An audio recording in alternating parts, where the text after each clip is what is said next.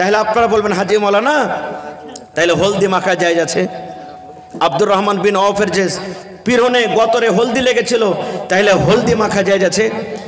মুহাদ্দিসিনে কেরাম বলছেন আব্দুর রহমান বিন আওফ হলদি মাখেনি, তার স্ত্রী মেখেছিল হলদি।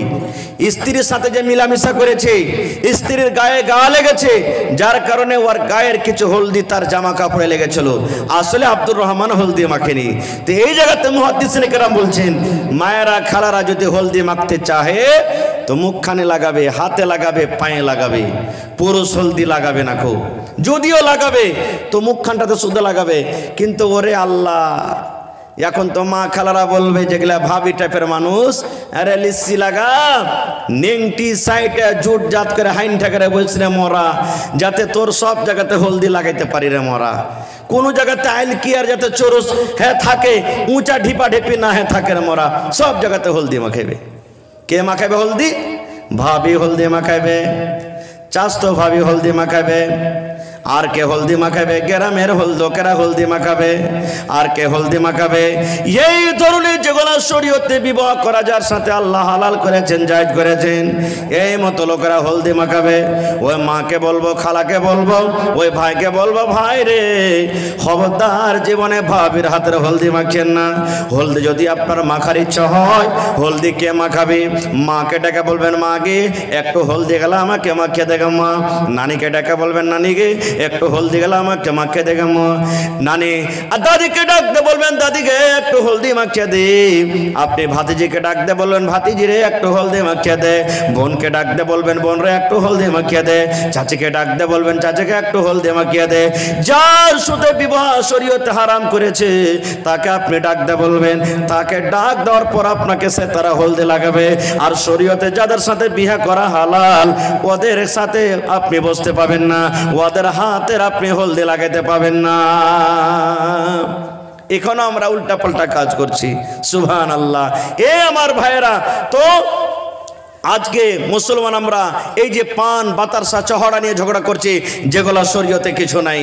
আর একটু আগে চলেন। এইবারে মা খাদিজা রাদিয়াল্লাহু তাআলা আনহা নিজের সহি নাফিসাকে ডাকতে বলছেন, নাফিসা রে মোহাম্মদ নামে ছেলেটা খুব ভালো, মোহাম্মদ ছেলেটাকে আমাকে পছন্দ হয়েছে, একটু আমার তরফ থেকে তাকে তুমি পায়গাম দিয়ে দাও, আমি তাকে বিয়ে করতে রাজি আছি। এবার নাফিসা তখন বলছেন খাদিজা মোহাম্মদ ছেলেটাকে রাজি হবে? তোমার কি মন গাইছে রাজি হবে? তোমার বয়স হয়ে গেল 40 বছর আর মোহাম্মদ ছেলেটার বয়স হলো মাত্র 25 বছর। কয় বছরকার ফরক হলো? হ্যাঁ, বলছে খাদিজা রে তোমার বয়স হয়ে গেল 40 বছর আর মোহাম্মদের ছেলেটার বয়স হলো যুবক ছেলে 25 বছরকার বয়স, 15 বছরকার পার্থক্য আছে। আমার মনে হয় মোহাম্মদ ছেলেটা কবুল করবে না। ঠিক আছে যখন তুই বলছিস আমি যাব। হাঁটতে হাঁটতে হাঁটতে এবার নাফিসা যা বলছেন মোহাম্মদ একটা কথা বলবো তোমাকে ভাইরে। বলছে কি কথা? বলছে যে এই যে তুমি যার মালে নিয়ে তেজারত করতে গেছিলে খাদিজা, ওকে তুমি বিবাহ করবে? তুমি রাজি আছো? ও তো পায়গাম দিয়েছে তোমার সাথে বিয়ে করবে। মানুষ কে কহিবে নিজে থেকে যে বিয়ে করব? কহিবে কি কেউ? কিন্তু মেলায় লোক কহে দিচ্ছে এখন। যদি বড় হয়ে গেছে দেখছে আমার সাথে গেলার বিয়ে হয়ে গেছে, ওর বিয়ে যদি না দেন, বিয়ে বহু যদি না ঢোরেন তো কাম করে বন্ধ করে দিবে, যাইবে না কামে। তখন বুঝতে হবে বাপকে যে হ্যাঁ কেনে বেটা কাজে যায় না, ওকে বুঝতে হবে তখন। তো খার যাও। এবার তখন বলছেন যে আমি কি বলবো, আমার চাচাকে একটু জিজ্ঞাসা করলে ভালো হয়। চাচার নাম কি? হ্যাঁ, বলছেন চাচাকে জিজ্ঞাসা করো, কারণ তো ওই মালিক। তাকেও যা বললেন। বলছে ঠিক আছে আমার ভাতিজার সাথে আমি কথা বলছি। এবার আবু তালেব ভাতিজাকে বলছেন ভাতিজা এই সুযোগ মনে হয় আর বারবার পাওয়া যাবে না ভাতিজা, ধনী লোক আছে, মালের দরকার আছে তোমার। আর আবু তালেবও চাচ্ছিলেন যদি এরকম একটা ভালো নেককার দিনদার পরেজগার মেয়ের সাথে আমার বিয়ে লাগিয়ে দিতে পারি ভাতিজার, তাহলে আমারও জিম্মেদারি দায়িত্বটা শেষ হয়ে যাবে, আমার ছেলেটা কত সুখে শান্তিতে খাবে। বলছে ভাতিজা তুমি রাজি হয়ে যাও।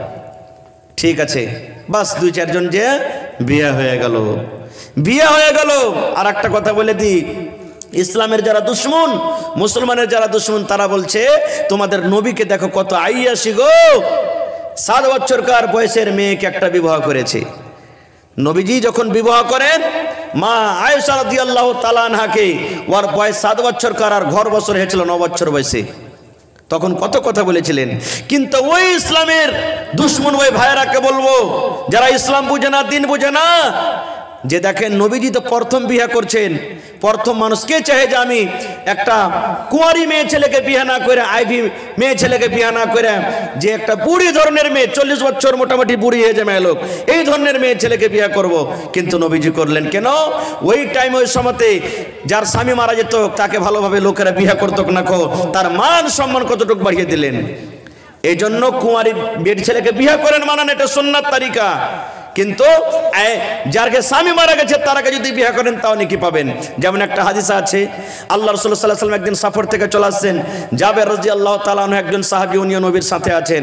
এবার নবীজি একটুখানি দূরে আছেন গ্রাম থেকে, জাবের রাদিয়াল্লাহু তাআলা রাসূলকে বলছেন, হুজুর আপনারা পিছনে এসেন, আমাকে ইজাজত দেন, আমি বাড়িতে যাই। তখন রাসূল বলছেন, জাবের নতুন বিয়ে করেছো নাকি যে বাড়ি যাওয়ার জন্য ছটফট করছো? তখন জাবের রাদিয়াল্লাহু তাআলা বললেন, জি হুজুর আমি বিয়ে করেছি। এবার নবীজি বললেন, জাবের কোন ধরনের মেয়েকে তুমি বিয়ে করেছো?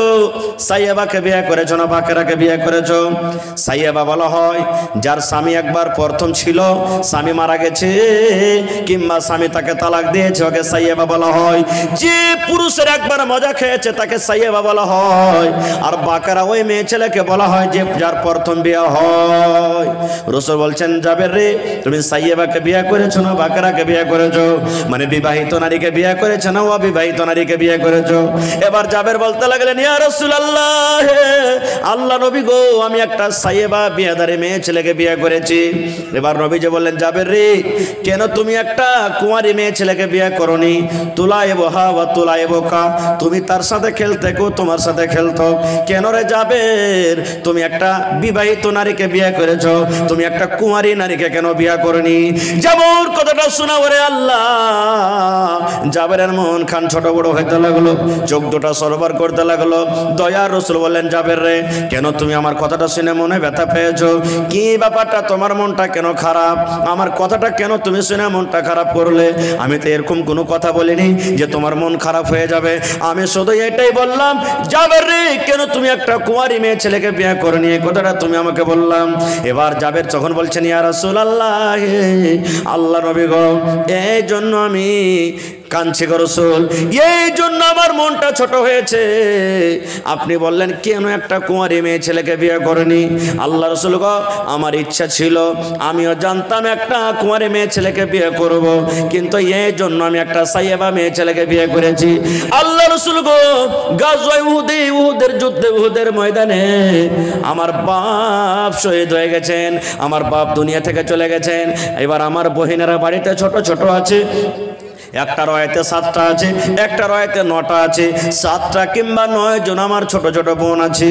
আল্লাহ নবী গো, ওই আমার বোনেরা এত ছোট হয়ে আছে, নিজে গোসল করতে পারবে না, নিজে কাপড় পিনতে পারবে না, নিজে নিজে সিধা করতে পারবে না, নিজে নিজে তেল গায়ে লাগাইতে পারবে না, নিজের ভালো মন্দ নিজে বুঝতে পারবে না।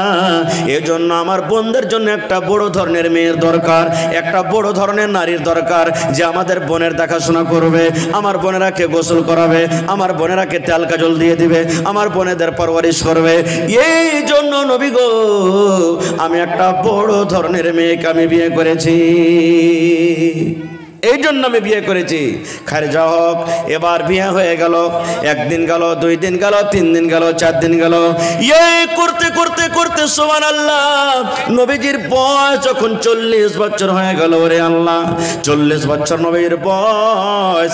একদিন নবীজি মা খাদিজাকে ডাক দেয়, বলছেন, খাদিজা রে, এখন আমি আর গ্রামে থাকবো না, আমি এখন আর বাড়িতে থাকবো না, এখন আমি আর গ্রামে থাকবো না। স্বামী গো কোথায় যাবেন?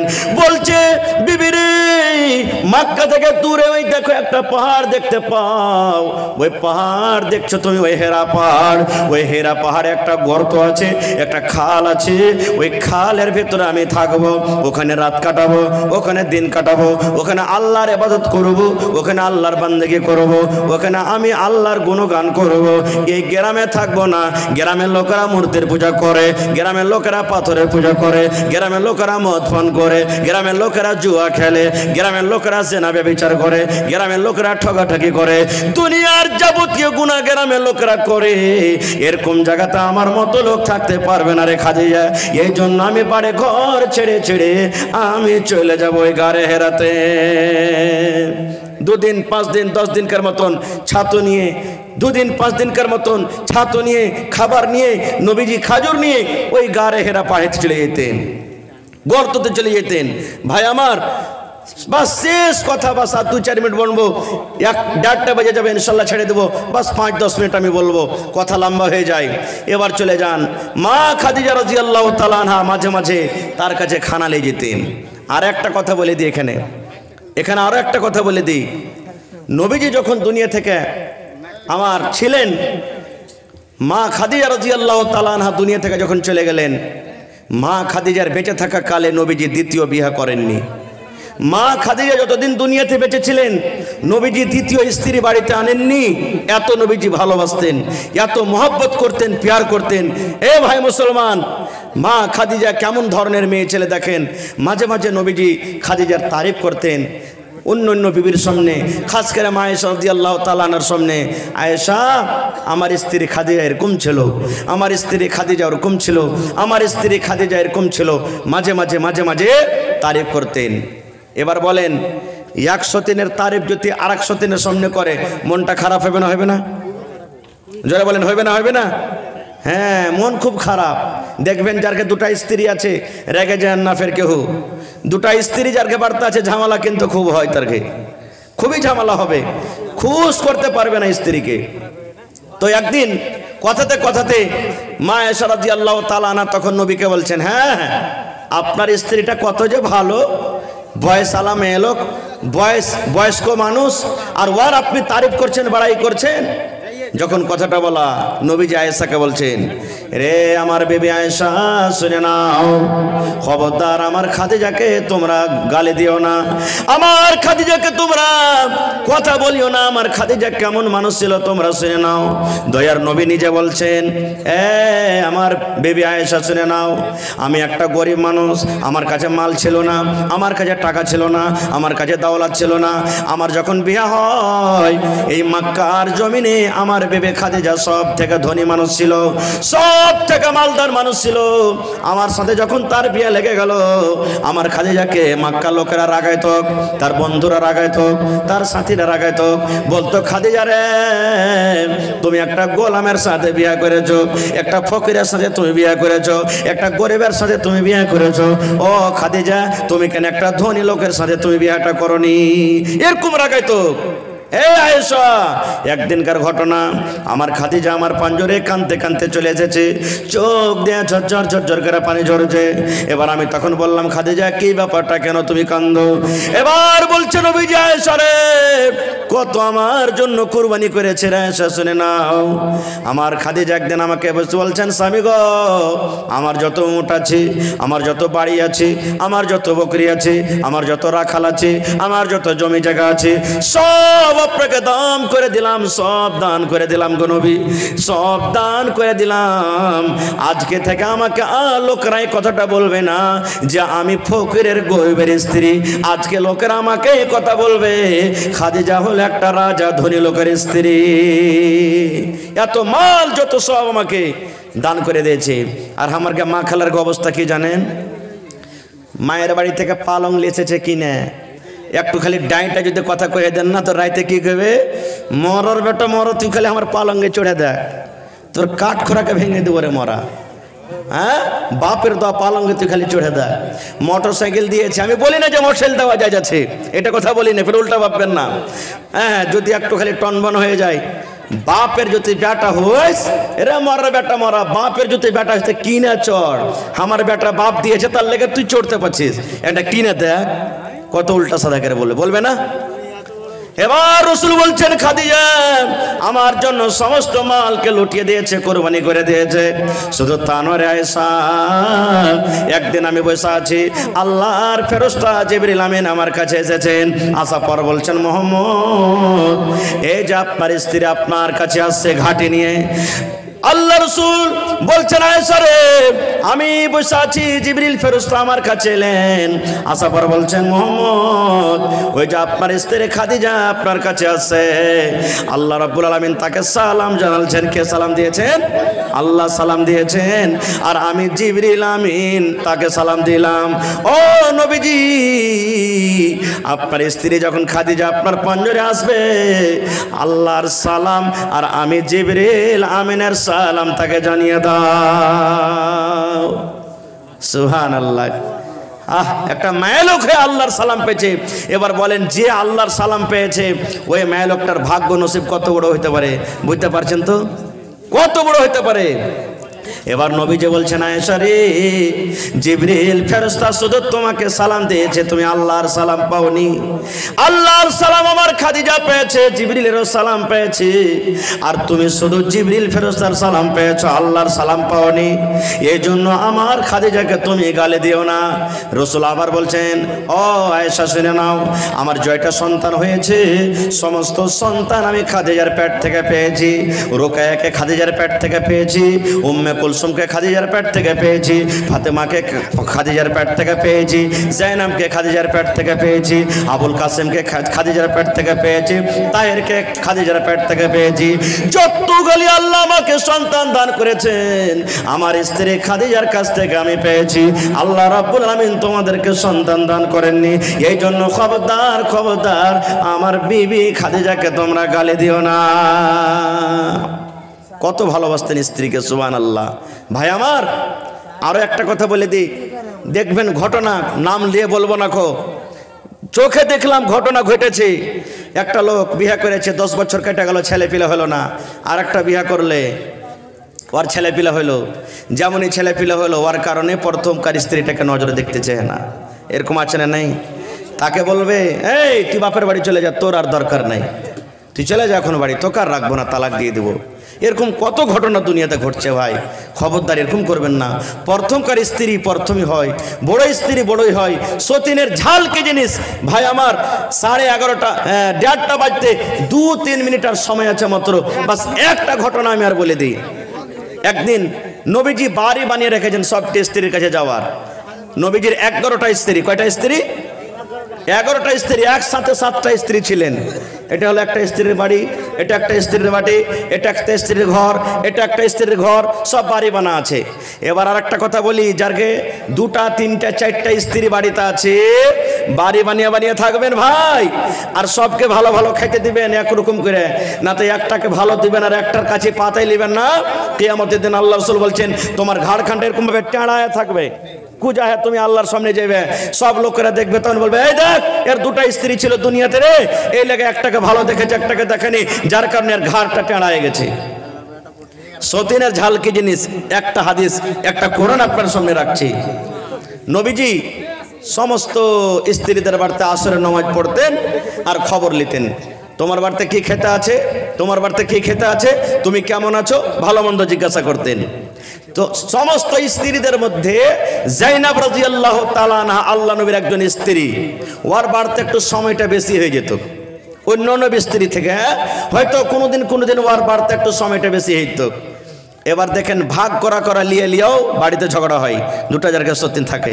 দেখবেন যতটি বুড়া পুরানা মানুষ আছেন, 2টা স্ত্রী যদি বিচার করেন না, তো খাওয়া পিন্ধার বিচার হবে না, খালি এটাই বিচার হবে, মৌলভী সাহেব জি, মন্ডল জি, ওইটা ওর স্ত্রী, আমি স্ত্রী, আমার কাছে 2 দিন থাকবে, ওর কাছে কেন 1 দিন থাকবে, আমার কাছে 2 দিন থাকা চাই।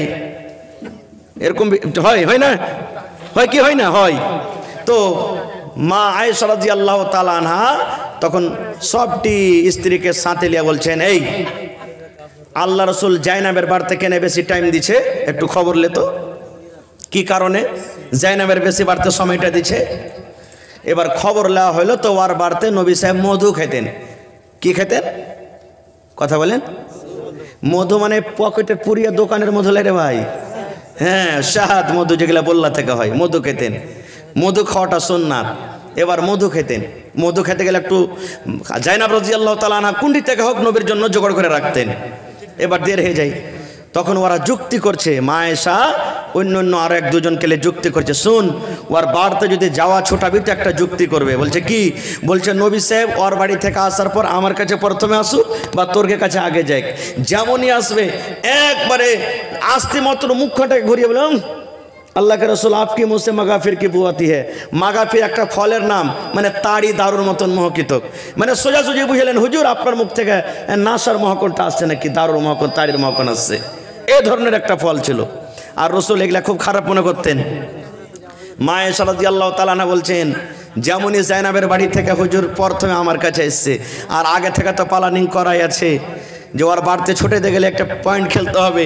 যেমনই পাঞ্জরে খাড়া হয়েছে নবীজি মুখখানটাকে টেনে বলছেন, মা আয়েশা মুখখানটাকে ঘুরিয়ে বলছেন হুজুর কেমন কেমন দুর্গন্ধ করছে, আপনার মুখ থেকে মাগাফিরের সেন্ট আসছে, দুর্গন্ধ আসছে। আল্লাহ রসুল এরকম করে বলছেন কই রে, আমি তো কিছু বুঝতে পারি না, আমি তো জাইনাবের বাড়ি থেকে এলাম, মধু খেয়ে এসেছি, মধু খেয়ে এলাম, মাগাফির কোথায় পেলাম আমি? তখন বলছেন যে আপনি জানেন না, হইতে পারে যদি ওয়াতি মিলিয়ে দিয়ে থাকে। কি বলছেন? যদি মধুতে রসকাটা মিলিয়ে দিয়ে থাকে, আপনি খেয়েছেন বুঝতে পারেননি।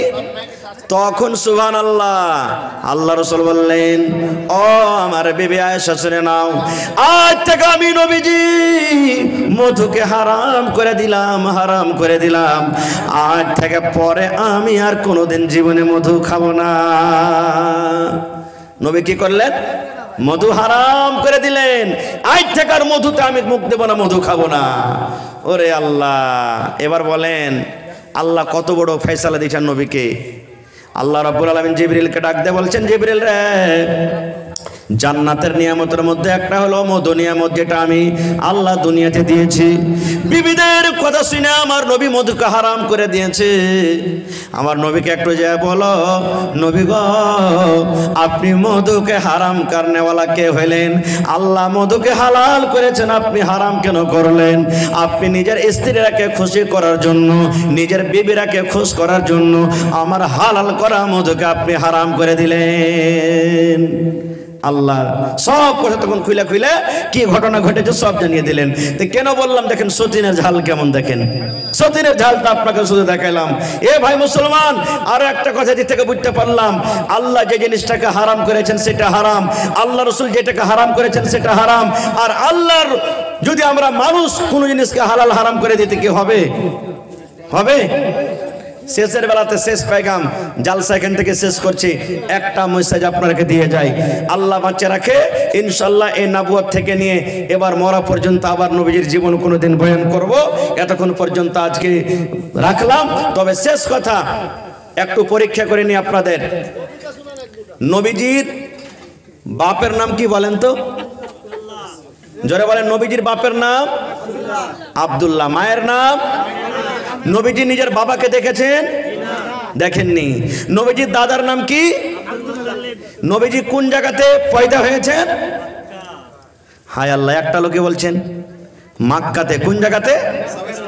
আচ্ছা, নবীজি কয় তারিখে পয়দা হয়েছেন বলেন তো?